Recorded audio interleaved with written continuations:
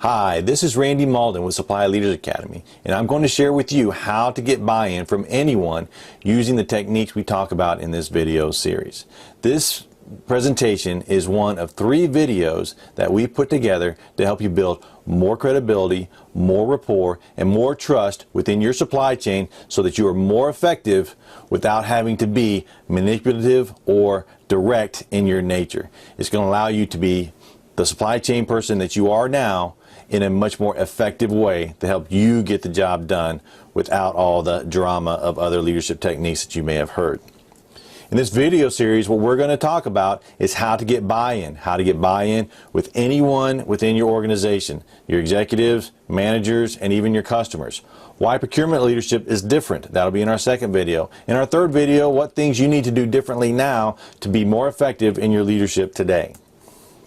It's all based on strategy. Strategy is the key component and not tactics. We're talking about thinking for the long term. It's not about getting the job done today. It's about getting all the jobs done all the time with people that want to work with you in a way that is built on trust, built on credibility, and built on rapport that you've built using the techniques that we're talking about today.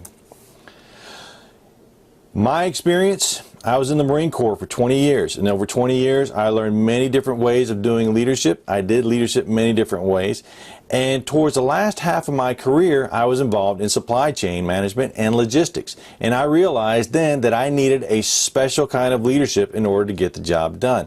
I was no longer in direct charge to tell people what to do. I had to go out and influence and had to build relationships so that when I needed something, it was there for me. And in my dissertation, when I did my dissertation, supply chain management by the United States Marine Corps during Operation Iraqi Freedom, during that dissertation, that was another key discovery, was the leadership techniques they used to be effective. It wasn't about going around demanding that you needed things, because everyone needed things. It boiled down to the relationships you had in place and knowing what to ask for and how to ask for it in a way that allowed you to build a relationship for the long term. Because even though you may have needed something right then, you ended up having to need something further down the road a little bit more, and if you burnt that bridge, you weren't going to get what you needed later. You may win the battle, but you weren't going to win the war. So things we're going to talk about is how do you win the war? How do you build the relationship so that you're always and consistently successful?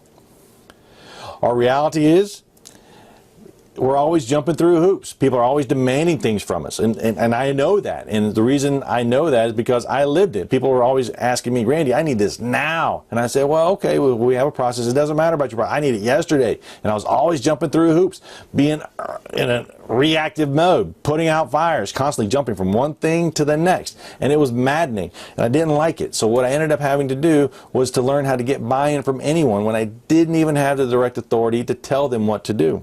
Because my goal was ultimately to have peace and harmony within my supply chain, building a team that wanted to work, working with not only my immediate team, but everyone else that I worked with, up and down the supply chain, up and down the chain of command, up and down involving my customers, going outside my organization sometimes, or a lot of the times when I didn't have the authority to do so. I just had to do that to get the job done.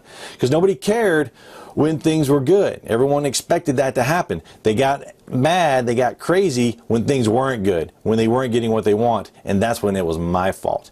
They were very successful. It was my job to help them be successful, just like you see in the pyramid, the guy on top, that was my boss. That's your boss. We are the folks underneath making it happen. And if one of those people falls, the entire thing comes down. And that's what we're talking about here, is building relationships so everyone knows what their part is in the organization. What you'll learn today is how to build rapport, how to explore needs, how to collaborate to align your needs with their needs, and then show success by demonstrating value for the long term. That's the idea. Again, it's not about today, it's about the next few years and building relationships so that you always have the people you need to be successful. And it starts with building rapport. Let me ask you a question. How many stakeholders do you work with on a regular basis? You know, is it 5, 10, 50? How many stakeholders are you working with on a regular basis? Even if you're not in direct contact with those stakeholders, how many people are you influencing on a regular basis? And my guess is quite a few. And each one of those stakeholders has a different personality, has a different way of communication, has a different information need in order to get a decision. Like executives, they know what they need. They know when they need it. They're the ones telling us what to focus on, and they're the ones leading the organization. But finding out what their exact needs are takes a little bit of understanding about different behavior styles so that you can give them the information that they need. Not what you want to give them, but in fact what they need. Have operations, the folks delivering value to the customer. These are the folks making sure the customer gets what they want, when they want it, how they want it, and the way they want it. And they are driving operations. They're focused on the customer, making things happen. And without those folks, you have nothing to deliver. So they're the point of the spear, the point of the spear, making things happen. And we're the ones that are the broad end of the spear and the shaft of the spear. Okay, we have sales. They're the ones out there generating revenue. They're the ones going to the customers, making the sales, and generating revenue. They have a different information need as well, and we want to make sure we give them what they're looking for. And when they generate revenue, we manage expenses, and the difference is profit. And that's what we're talking about, is getting more profitable organizations that have less supply chain risk by developing a strong supply chain based on influence, trust, and credibility. We have our managers at all these different levels. They're the ones managing the processes, keeping things going, keeping things on track, helping get things done through the different processes that you have, focused on the metrics, focused on the relationships, focused on building the long-term credibility of your organization. And you have the investors. They're the ones that are outside your organization. What are their needs? What is their focus? What are they trying to get done? They're the ones making money for the company, or providing money to the company so the company can make money. They need things as well. And then marketing. The ones coming up with advertising, marketing campaigns, figuring out what the customer wants, giving them what they need so that they're always engaged with your company and growing with your company.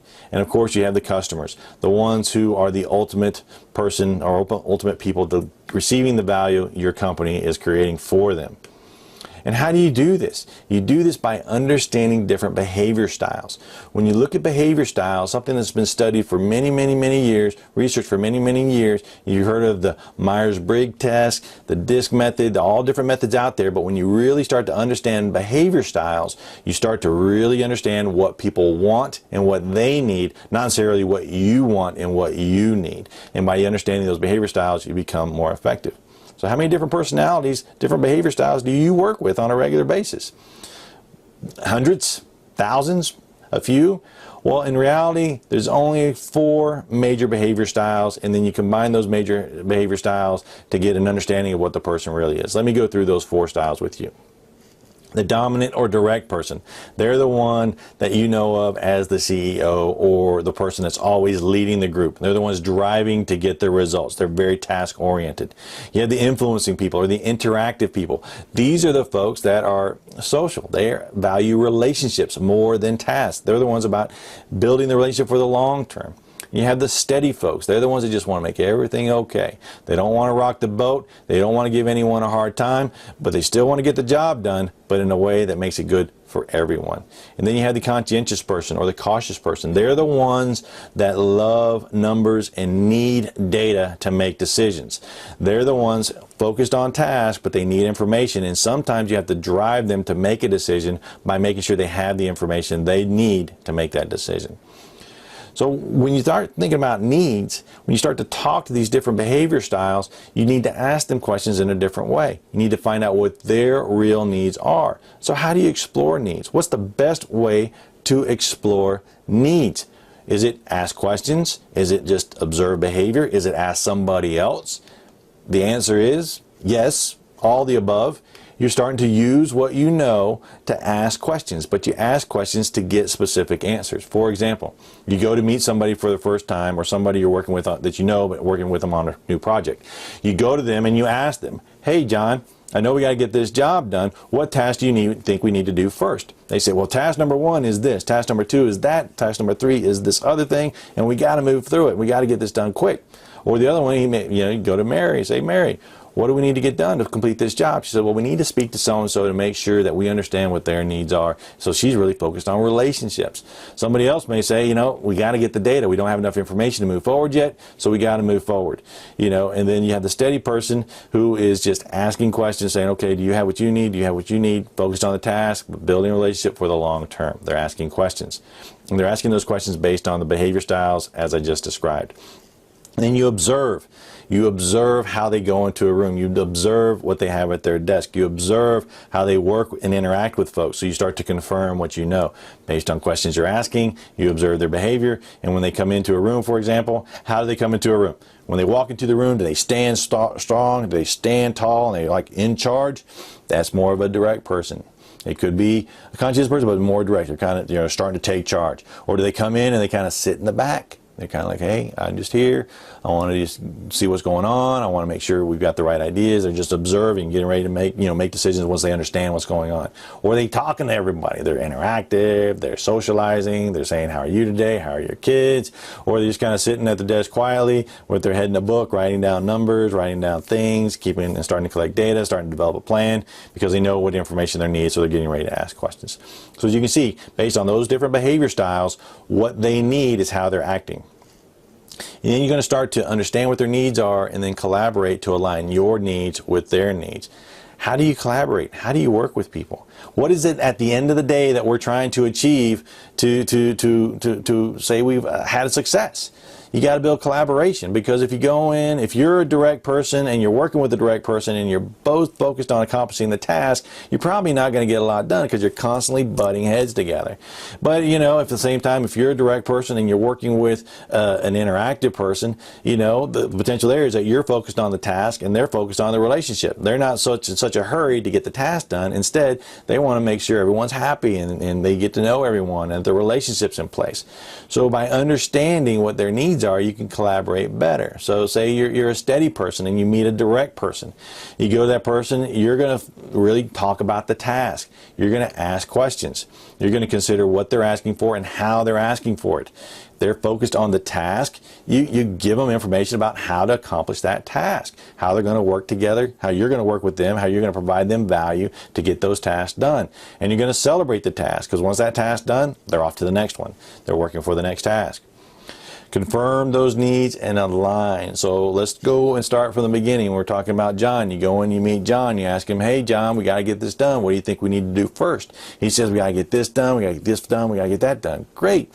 You go back and you go to set up the meeting. He walks in the meeting room and he's standing tall. He's looking like he's in charge. He's direct in nature. It's like, okay, this guy's really direct. The way he's talking to me, the way he's acting now. Now I need to confirm a little bit more. Let me go ahead and ask him a question. Hey John, you got to get task number 1 done, but we're going to have to go ahead and talk to Mary before that. What do you think? And he says, well, I appreciate Mary and giving her the information she needs, but we got to get this task done.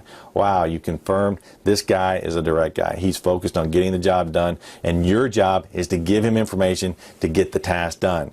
You don't want to distract him with anything else, and that's okay.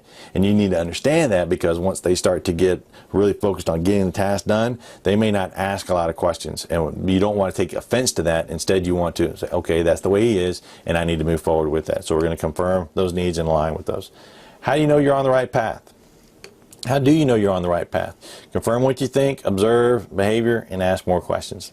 As I mentioned before, you're asking questions, observing behavior, and then you're moving forward and you want to show people the value of having a relationship with you. And if you think about the different personality styles, they look at value differently. So a direct person is focused on, again, getting the task done. The conscientious person is focused on getting the data, so they have the information. So they find value in having data. And when they don't have that data, they think it's sloppy. They don't know what they're doing. You don't know what you're talking about. I need more data. If it's a social person, they're going to expect to spend some time with you and talk to you. They're not going to really get in on the task first. They're going to talk more about how you are, get to know you a little bit better. And the steady person wants to know everything's going to be okay. So you have to give them information and show them how by working with you, you were able to get the job done in a way that didn't compromise the integrity of the group. You didn't rock the boat. You didn't cause a lot of conflict. You were working on a step-by-step process that achieved the result they were looking for. How do you show value? As I explained, show value based on what they consider valuable. It's not about the dollars.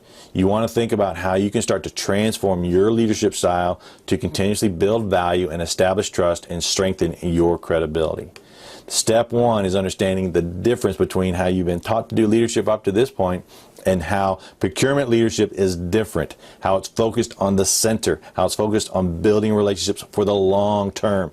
That's what we need to understand as procurement leaders, as supply chain leaders. We understand that. Once we understand that, we can work within that world to make things good for everyone. In the next video, what I'm going to share with you is opportunities in the supply chain career field. Why do you need to adopt your leadership style so you can have a career in supply chain management? A lot of us didn't start in supply chain. We ended up getting into supply chain.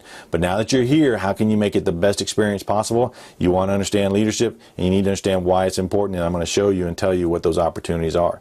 Then explain to you what's special about procurement leadership. Why is it different? And then tell you what to look for when you're looking for a model, somebody to follow as a procurement leader. No reason to invent the wheel. Instead, model somebody who's already successful. But you need to know what to look for. You need to know who's a good procurement leader, who's not necessarily a good procurement leader, so that you can implement and model the things that are working and avoid the things that aren't working. The ultimate result for this entire training series is so that you can transform your organization, your world, from constantly reacting and jumping from one fire to the next to one of strategic sourcing, where you're able to plan, deliberately plan, be proactive in what's going on, and show value for the long term, to where you can avoid those emergency situations. Instead, have proactive understanding with your stakeholders, so they're inviting you to the planning, they're working with you for the long term, so that you can then achieve success as well. We don't want to react. As I end this presentation, what I'd like for you to do is answer two questions. These two questions kind of reaffirm what we've learned over the last few minutes, so that you can start to implement these techniques and to start to become aware of what's going on in your organization. First of those questions is, which stakeholder do you find the most challenging to work with? Who is the most challenging person that you work with? Find out who that person is, and then part two of this question is kind of put them in one of those four categories. Are they direct? Are they interactive? Are they steady? Or are they conscientious? Which one of those four personality styles do they fit into? And then start to think about, when we answer question number two, how are you going to shift your way of doing things to match with and align with those personality styles? And then share with us in the chat below, how's it working? Is it making life easier? Do you now have a better understanding of how and why that person acts the way they do? And based on that understanding, we're no longer offended or upset by how they're treating us. We instead understand, and then we start to align with their needs, and we start to work with them in a way that helps them become successful. I hope you've enjoyed this video. I've enjoyed presenting it to you, and I look forward to seeing you in the next video, where we're going to talk about the opportunities in supply chain management. Make sure you leave your comments below. I look forward to interacting with you and answering your questions and helping you understand this style of leadership, so that you are more effective and you're able to get more done. And I hope you have a great day, and I look forward to seeing you in the next video.